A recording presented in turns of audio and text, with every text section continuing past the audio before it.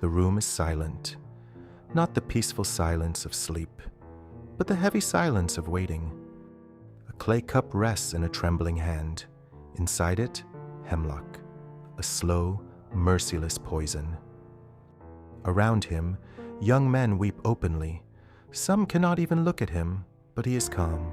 No chains, no struggle, no plea for mercy, only a quiet smile.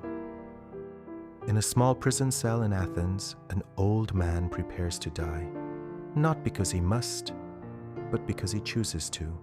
His name is Socrates, and before the poison reaches his heart, he leaves the world with one final lesson: care for your soul.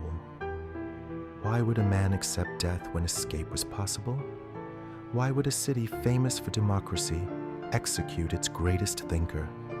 And why, 2,400 years later, are we still talking about him? They called him the gadfly of Athens, the man who asked dangerous questions, the man who embarrassed the powerful, the man who believed that truth mattered more than life itself. This is not just the story of a philosopher. This is the story of a civilization on trial. Socrates was never meant to be remembered.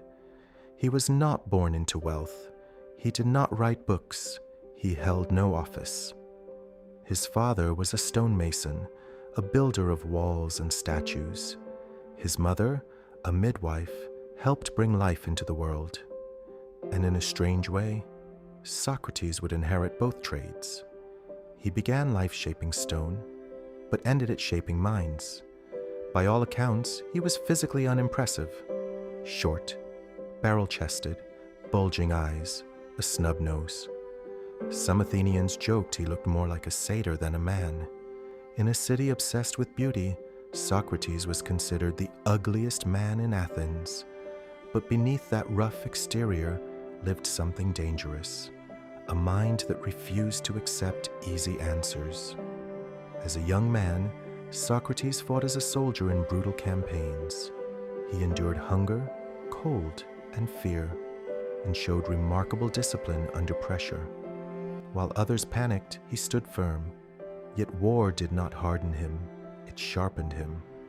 After returning home, Socrates made a radical choice. He abandoned wealth, ignored status, and spent his days barefoot in the streets, marketplaces, and gymnasiums, talking, not teaching, not preaching, questioning. And slowly, Athens began to notice. Everything changed with a prophecy. A friend of Socrates traveled to the sacred temple of Oracle at Delphi, the most powerful religious authority in the Greek world. There, the priestess spoke the words that would ignite a philosophical wildfire. No man is wiser than Socrates. When Socrates heard this, he was disturbed. He did not feel wise. In fact, he felt ignorant. So he did what he always did. He questioned it. If the oracle was right, why was he wise? And if it was wrong, it must be proven. Socrates began a mission. He questioned politicians, men who spoke confidently, yet could not define justice. He questioned poets, men inspired by beauty, yet unable to explain their own ideas. He questioned craftsmen, skilled in their trades, yet convinced that skill meant wisdom in all things. Again and again, the pattern repeated. They claimed knowledge, but collapsed under questioning. And then Socrates realized the truth. I am wise because I know that I know nothing. This was not humility. It was a weapon. The Socratic method was born, and Athens would never forgive him for it. If exposing ignorance makes enemies, how many powerful enemies can one man survive?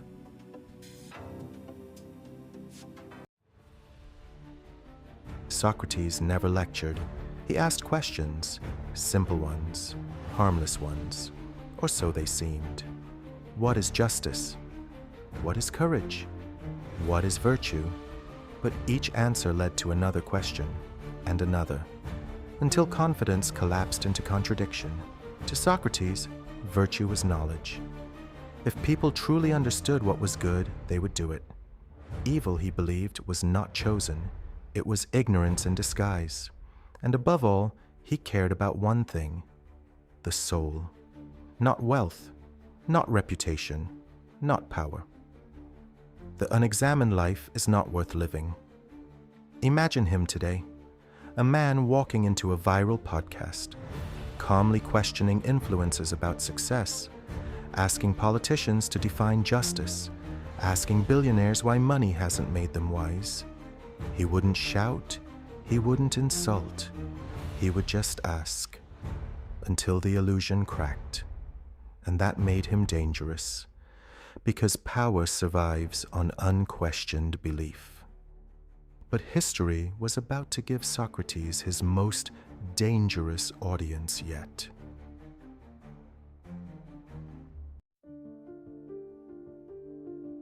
Athens was wounded. The Peloponnesian War had ended in humiliation. Democracy felt fragile. Fear hung in the air, and Socrates had powerful enemies. He was accused of 2 crimes: corrupting the youth, impiety, denying the gods. 500 jurors gathered. Socrates stood before them, not begging, not flattering. In his defense speech, later recorded as the apology, he did the unthinkable. He challenged the jury. He told them killing him would only prove his point. And when asked to propose a punishment, he suggested free meals for life. The verdict was inevitable: guilty.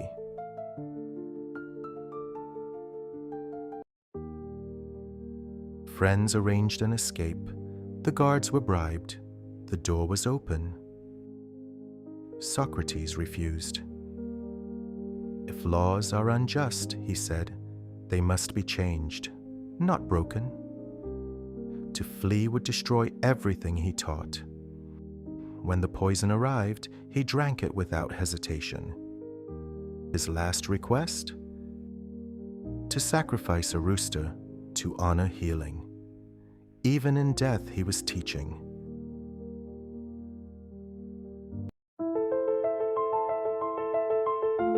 Socrates left no writings, but his students carried the flame.